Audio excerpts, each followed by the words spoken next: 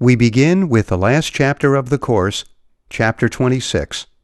In this chapter, we will analyze in detail the collar strategy. The collar position is used when the market outlook is neutral to slightly bullish. The strategy consists of buying, or already owning, 100 shares of the underlying stock, buying an out-of-the-money put option, and selling an out-of-the-money call option. Both options must have the same expiration date.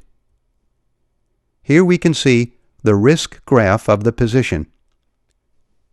What we are seeing is a graph with two axes. On the vertical axis, the profits and losses of the position are indicated, and on the horizontal axis, the stock price is indicated. It is important to mention that the graph indicates the profits and losses per share on the expiration date of the contracts, and besides, the values do not include brokerage commissions. The debit paid for the options is given by the difference between the premium of the long put and the premium of the short call. That is, it is the difference between the premium paid and the premium received. If the premium received is higher than the premium paid, the trade will be placed with a credit. In that case, the terms indicated in red must be used in the equations below. The maximum profit on this strategy is limited. The most we can make is equal to the strike price of the short call minus the stock price at trade initiation. That is, when we buy and sell the options, minus the debit paid multiplied by the number of shares. On the other hand, the maximum loss that we are exposed to is also limited. The most we can lose is equal to the stock price at trade initiation minus the strike price of the long put plus the debit paid multiplied by the number of shares. The break-even point is equal to the stock price at trade initiation plus the debit paid. The break-even point defines the profit and loss zones. In our case, for stock prices lower than the break-even point, we are in a losing situation. In contrast, for stock prices higher than the break-even point, we are in a profitable situation.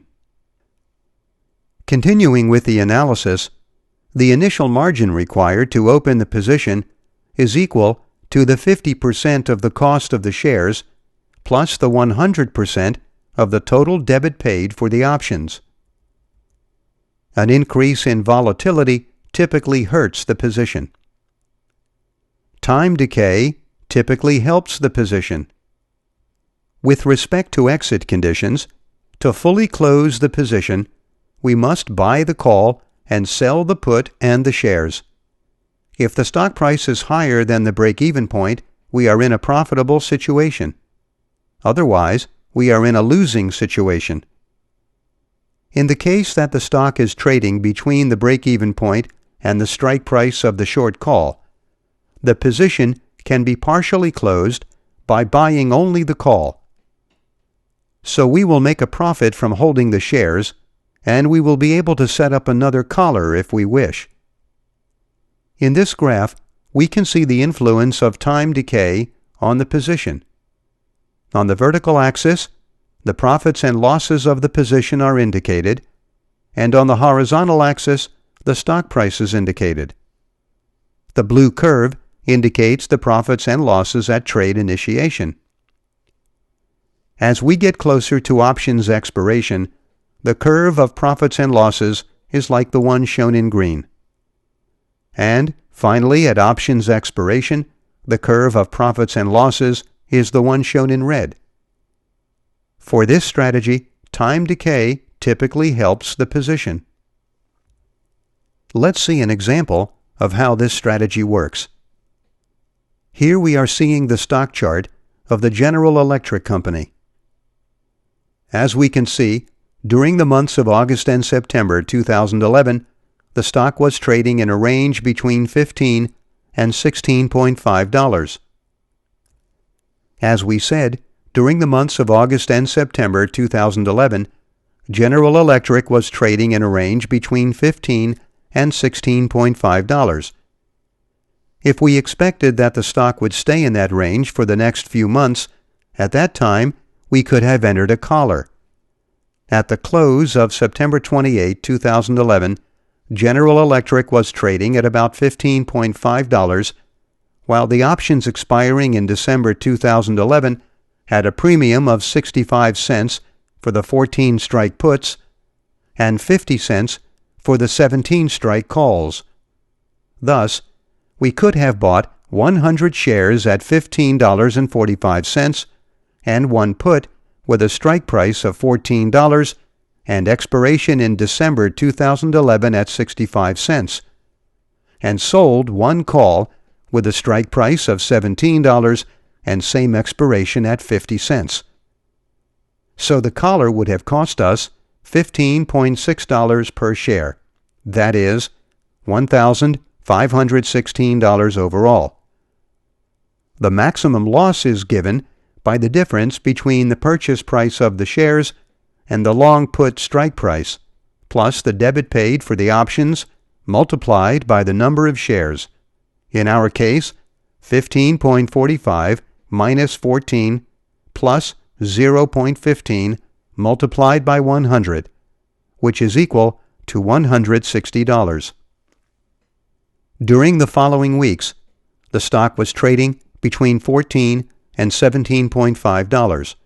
Finally, on December 6, 2011, it closed at $16.72. That can be seen here. We initiated the trade on September 28, and during the following weeks, the stock was trading between $14 and $17.5. Finally, on December 6, it closed at $16.72. At that time, the premium of the put was 2 cents and the premium of the call was 21 cents.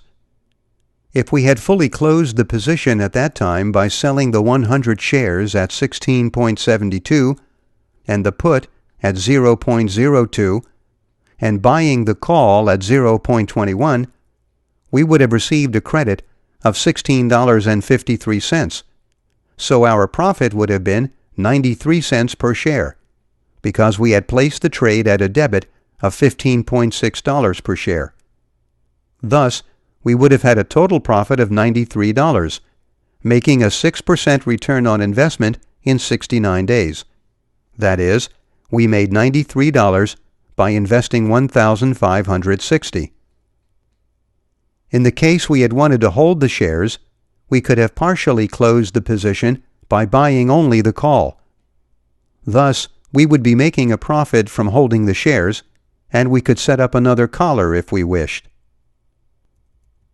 After December 6, the stock was trading around $16.75.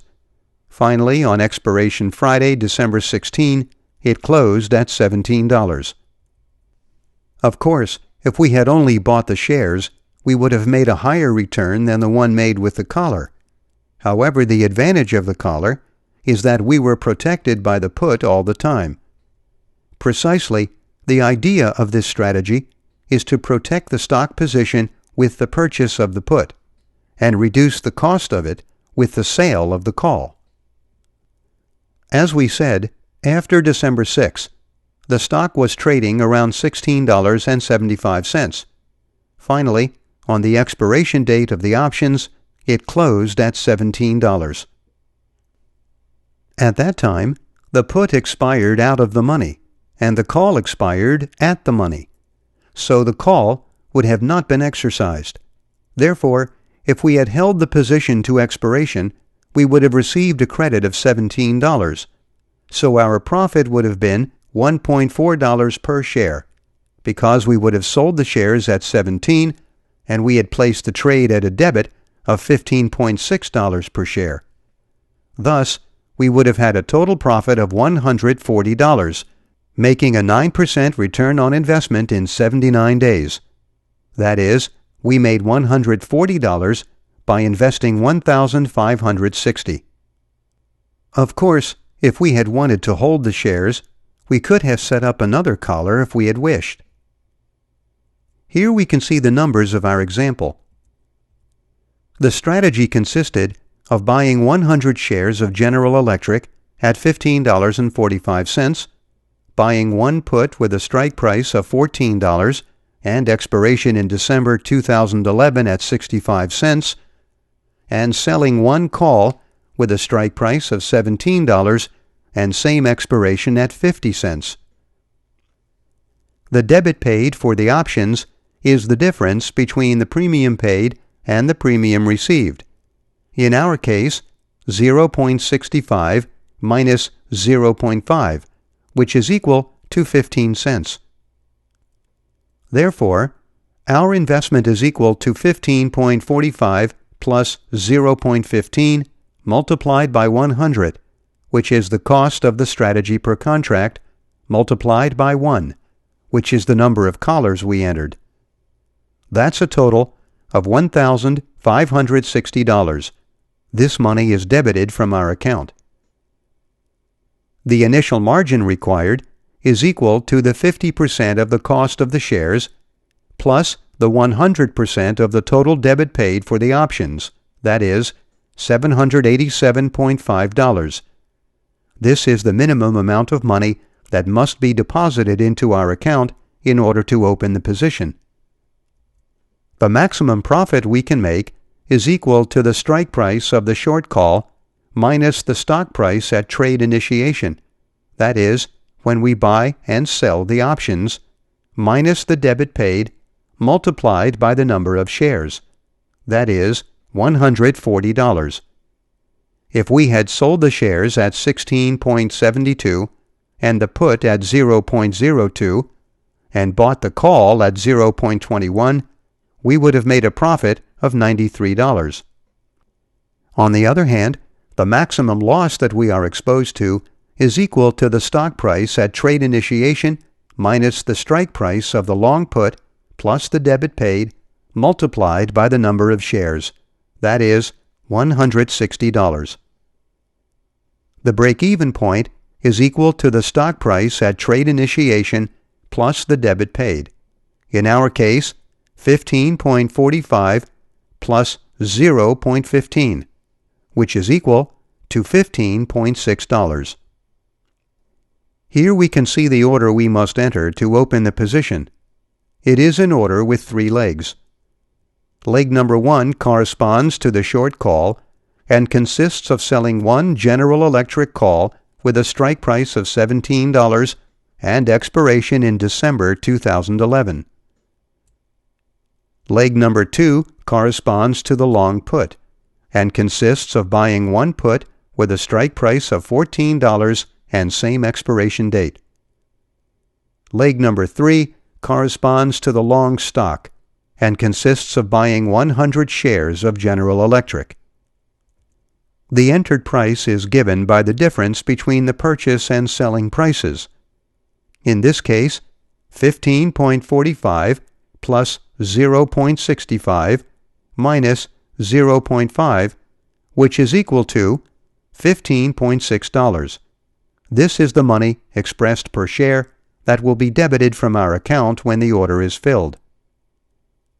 On the other hand, here is an example of the order we must enter to close the position. It is an order with 3 legs. Leg number 1 consists of buying the call we had sold. Leg number 2 consists of selling the put we had bought. Leg number 3 consists of selling the shares we had bought. The entered price is given by the difference between the selling and purchase prices. In this case, 16.72 plus 0.02 minus 0.21, which is equal to $16.53. This is the money expressed per share that will be credited to our account when the order is filled. Here we ended with the course, How to Invest in Options from Step-by-Step Investment and Business. We hope you enjoyed it as much as we did and learned everything you need to invest in options successfully. We look forward to meeting you in the next course. Thank you.